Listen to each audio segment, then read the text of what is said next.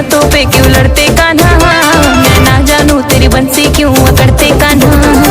झूठ मूठ की बातों पे क्यों लड़ते कान्हा, मैं ना जानू तेरी बंसी क्यों अकड़ते कान्हा। मुझसे चलेगी होशियारी ना ज्यादा, होशियारी ना ज्यादा। अच्छा मैं रूठूं तो ना मुझको मनाना, ना चोरी चोरी नैन बहाना। मुरलिया दे दो राधा, मुरलिया दे दो राधा। मुझे नहीं पता है बाबा। ले लो चाहे कट्टी और राधा झूठी, आओ ना बरसाना। मुरलिया दे दो राधा, मुरलिया दे दो राधा।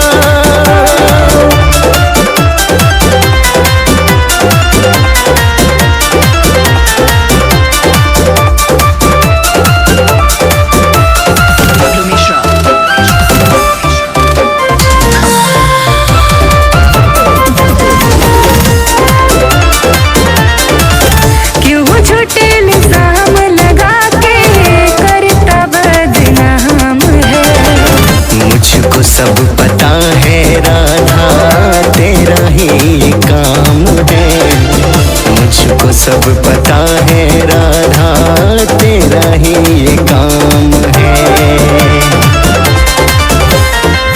हाँ क्यों झूठे इल्जाम लगा के करता बदनाम है। हाँ मुझको सब पता है राधा तेरा ही ये काम है। मेरे ऊपर क्यों करता तू शक हो कान्हा, हाय शक हो कान्हा।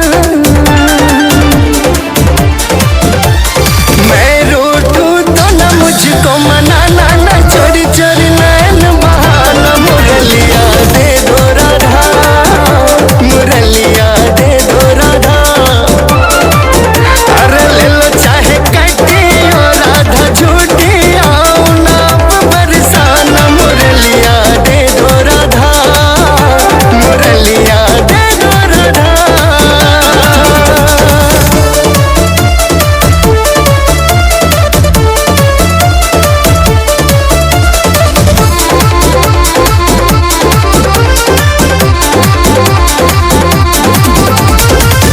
गोपियों से पूछ लो चाहे ले लो कसम कान्हा।